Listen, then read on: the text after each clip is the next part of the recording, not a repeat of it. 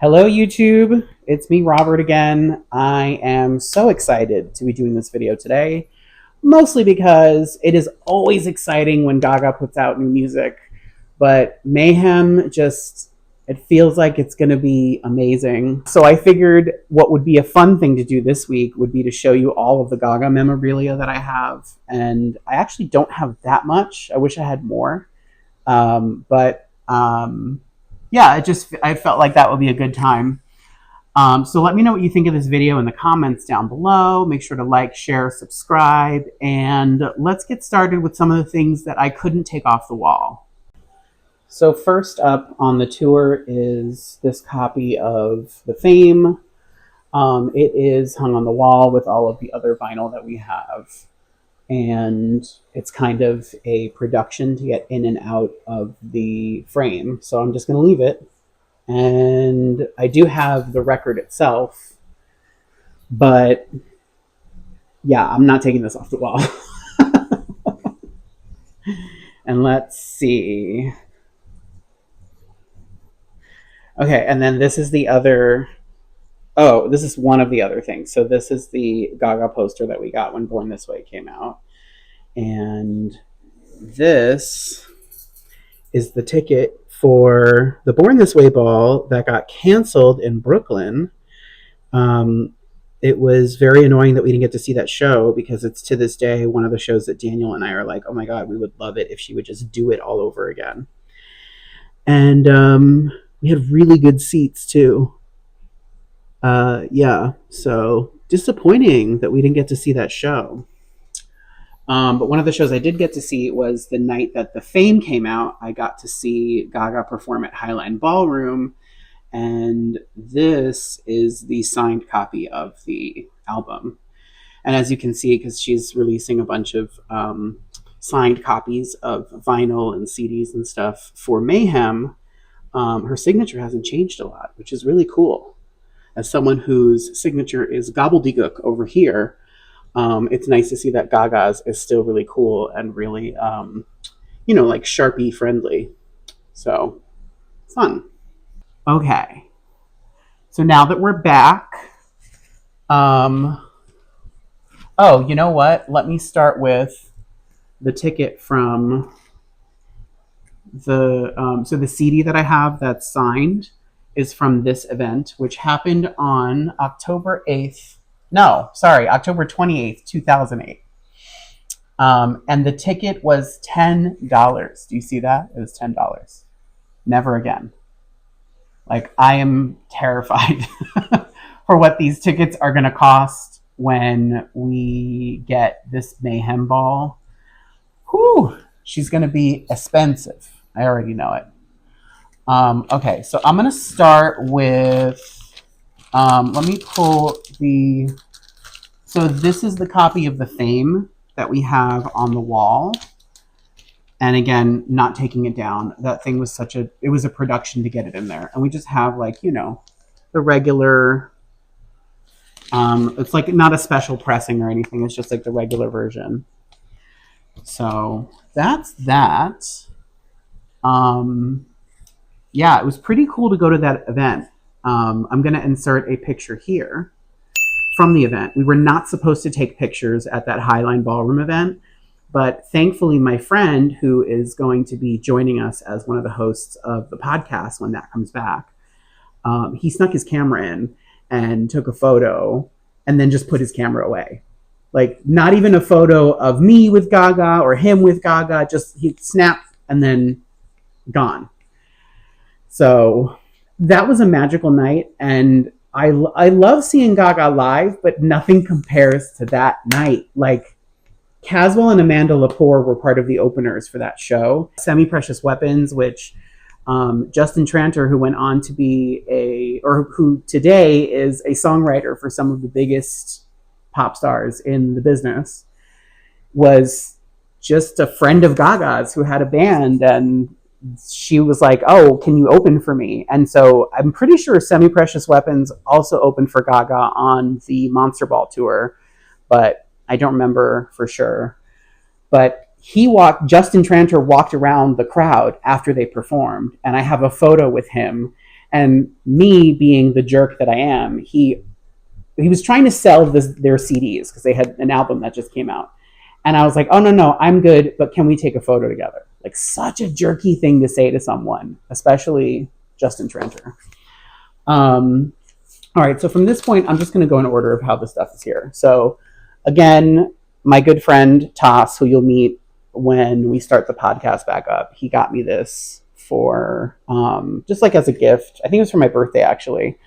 But the significance here, so I do love Die With a Smile, but I don't really make a habit of buying like singles and stuff. And so it's cool. It's like a 45. It's like a little record. It actually sounds really great. But the reason he got it is because I told him that I can't listen to this song without crying because it makes me think of Daniel. Like, you know, he, anyway, I can't talk about it without crying. So that's what the back looks like. So we're just going to steam right along. This is the ticket from when I saw the Monster Ball tour. I saw the original, like the 1.0 version at Radio City Music Hall. And wow, $69.50. That was still peanuts for Gaga. Peanuts to see Gaga. Insane. And then in here, so Daniel and I were fortunate to go to Roseland Ballroom when Gaga was doing like the final week of performances there. And so I have this copy of Next Magazine with Boy George on the cover. And the reason I'm showing you this is because there's confetti inside. Like, I can't really, oh my God, the help when Pixie and Bob were doing it. That's so funny. I can't really like take a lot of this stuff out because of how fragile it all is. But like, check out this lenticular ticket that they gave us when we got inside. Like, so cool. Yeah, so I'm going to put that down before I break it.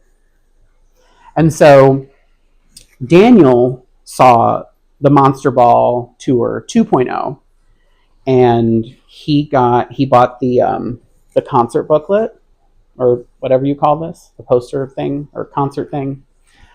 And so inside is his ticket, which, yeah, $89.50, like insane. We also have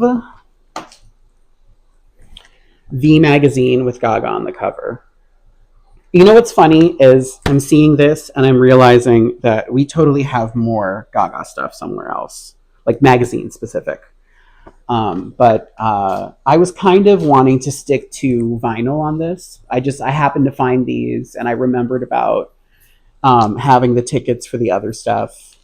So, okay, so I'm not going to take this one out because you saw this on the Vinyl Roulette video. This is our copy of Born This Way. You know, yada, yada, yada. I should probably go in chronological order. That's what makes the most sense, right? Which I've already gone out of order. But anyway, the Fame Monster, we have the picture disc. And it's double-sided. It has dark Ga on one side, and then the I forget what they call this hair, but this version, this was like my favorite. When this picture came out, I was like, oh wow. It's just like, it's like Gaga was stuck in a sea of hair and then somebody cut out the bangs so that she could see. Love it. My one complaint about this record is that we accidentally bought the edited version, so we're a free bit on here.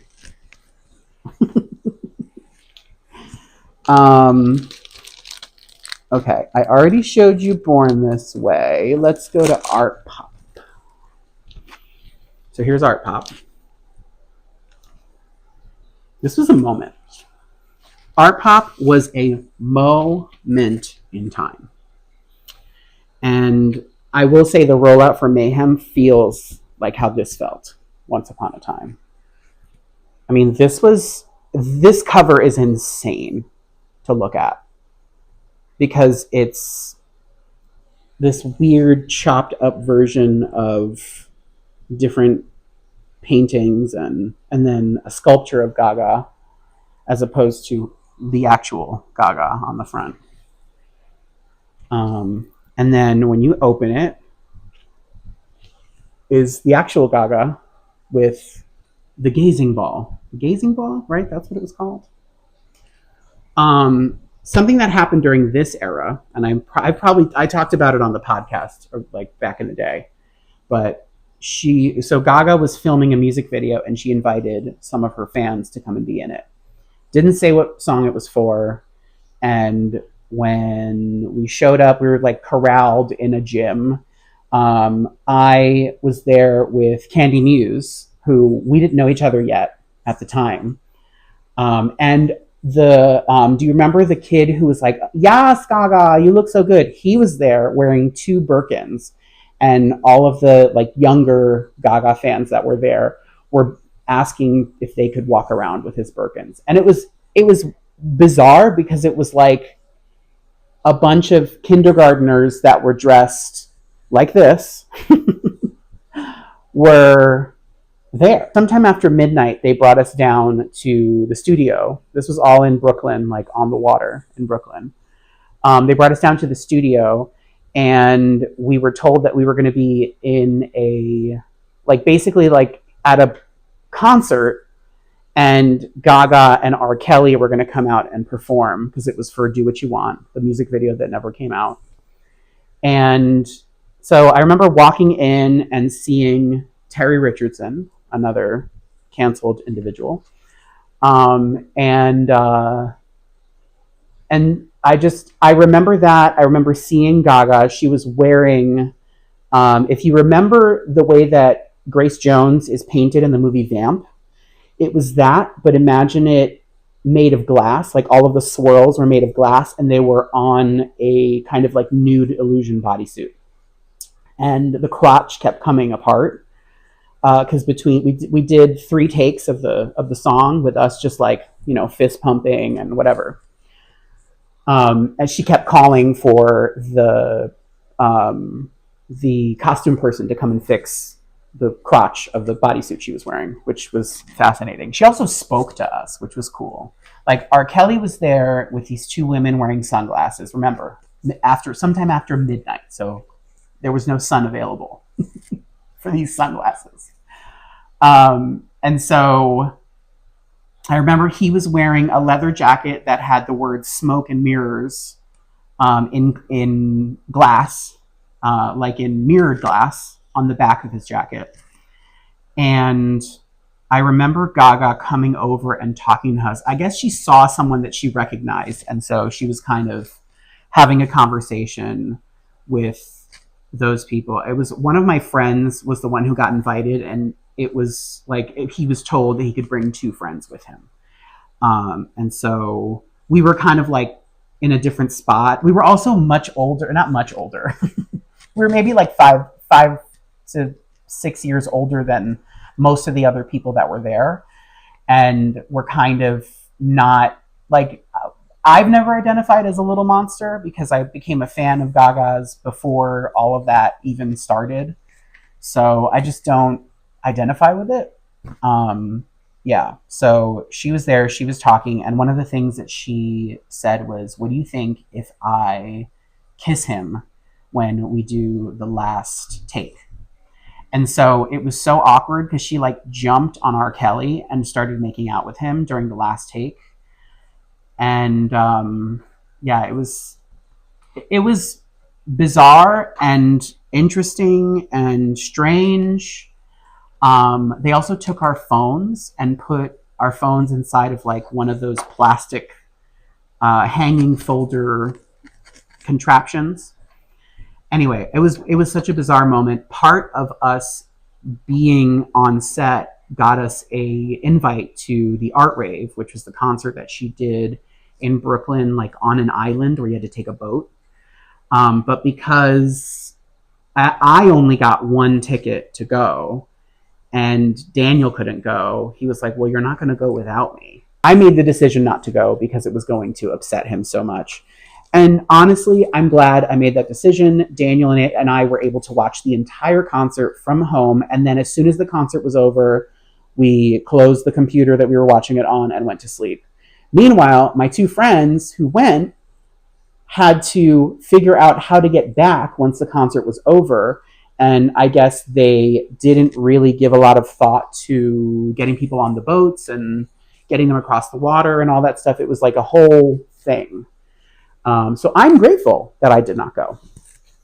And again, this is just a regular pressing of Artpop. Nothing special here.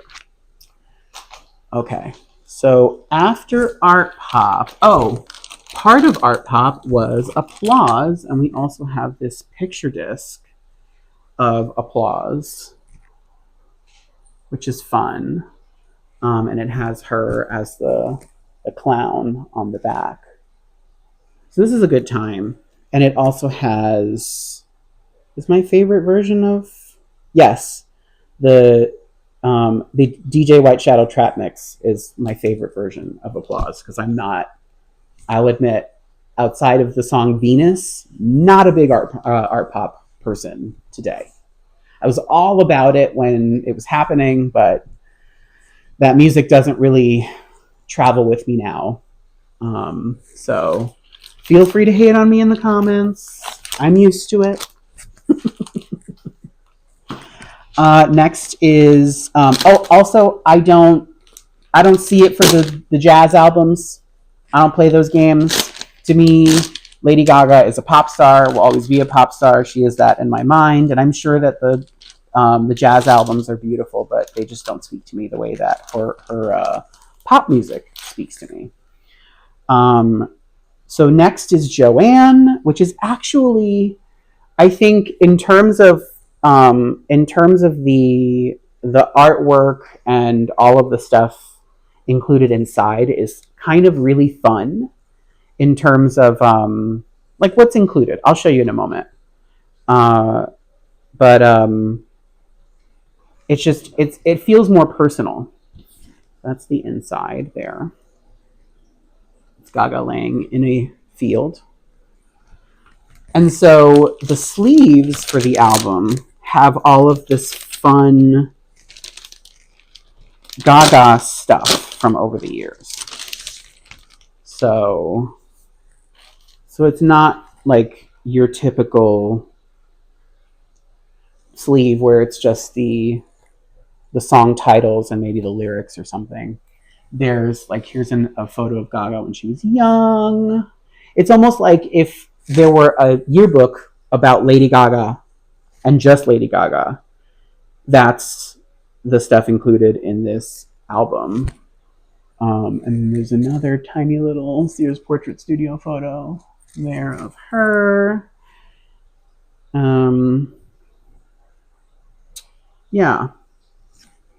That's one. This one has more on it. But it does give a bit of a yearbook feel to it, which I love. Because I want to say from Joanne on, it was kind of like digital only. And again, this is just a regular pressing, but it also has, writing on it, and her, it's like stuff in her handwriting. It's really cool. It's really cool, the stuff that she included with this album. Okay. Next is Chromatica. And Chromatica is hefty. She gave us some things with Chromatica. So there's the cover, right? And we have, I think, just like the regular pressing of it. But again, I don't think we got Chromatica on CD, because it was one of those things where like sometimes they would give away a copy of the CD with the concert tickets. And I'm pretty sure that did not happen, because we did have tickets for the original Chromatica ball, and then we ended up buying tickets. Like, we got a refund for our original tickets and then ended up buying tickets again when it actually happened. Yeah, Chromatica has a whole book. Oh, and I love this sort of like this the style of it being almost like hieroglyphics in a way. It's really cool. So let's see this photo. I mean, we should have gotten more singles from Chromatica. Like, we need to go back to Chromatica, right? Am I right? Do you feel me? Are you feeling me out there? This like very posy version of Gaga on Chromatica. Just like, there was so much fun art as part of this era. Kind of like Artpop. Artpop, there was a lot going on, but unfortunately, it didn't really go anywhere. You know? Let's see. Oh, I love this photo. This is the promo photo from the Chromatica ball. It's a great photo. Such a serve. Yeah, we at least needed Replay and Alice. Like, Replay and Alice needed to be singles. Am I right? Mrs. Gaga, I guess, caught in her Cro-Magnon phase or whatever.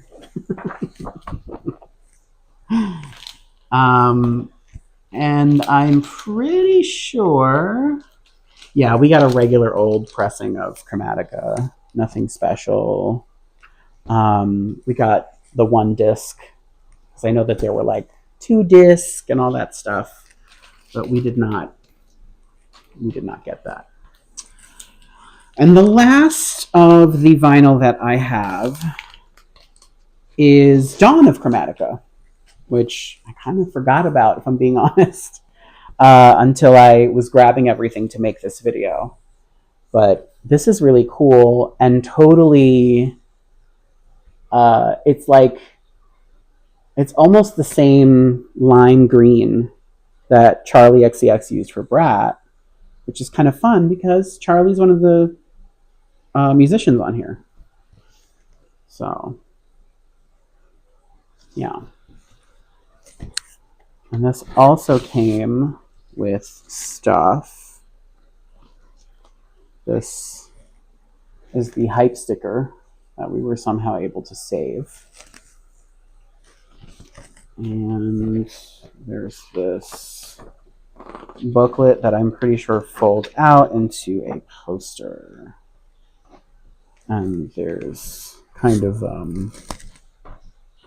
I don't know if I'm holding this up right, if I'm being honest with you, but it's a sort of like a an anime version of Gaga as a monster. Yeah. It was a lot of fun stuff with the Chromatica album. Oh, and we got the clear. Can you see me? We got the clear pressing of Dawn of Chromatica, which I think might have been just the standard version, if I'm not mistaken. And then, okay, the last piece of memorabilia is not really a piece of memorabilia at all, but it is, where am I? It is my little Gaga. So I want to do my left arm, I want to be musicians, like tons and tons and tons of musicians. Like, I want to get Madonna and the Cone Bra here, and still working on what it's going to be, because I want it to kind of be this like chaotic thing, but I want it to be sort of organized. And so I always loved this image of Gaga, which I think was from the scrapped tour that she was going to do with Kanye West. But I'm not 100% sure on that. But it's basically a cartoon version of her from the Marry the Night video when she's doing the choreography in the dance studio. And yeah, she's my first musician on the musician arm. And I want to get a whole, like I said, I want to get a whole sleeve done on that side. So let me know what you think of this video. I would love if there's some way that you can share your memorabilia with me. Again, I'm sure I have others, and if I come across anything that's really cool, I'll save it for the Mayhem vinyl unboxing, because we did buy a pressing of Mayhem. I forget which one, and I'm pretty sure we bought one, and then she came out with another variation, and we were like, oh, I want that one. It's kind of like with the Fame, there's a blue pressing of the Fame that I want, but it's always so expensive when you're buying it from another collector. So I'm just going to wait until, I don't know, until I just have it, and then I'll spend it. Oh, and I'm wearing a Chromatica shirt. The Chromatica ball shirt today as well. So that's today's video. I hope you enjoyed. I hope that you enjoy Mayhem. We might be coming out with some Mayhem related content later this week. Let's see if we can get everybody's schedules synced up. But because we would really love to have a conversation about Mayhem for you.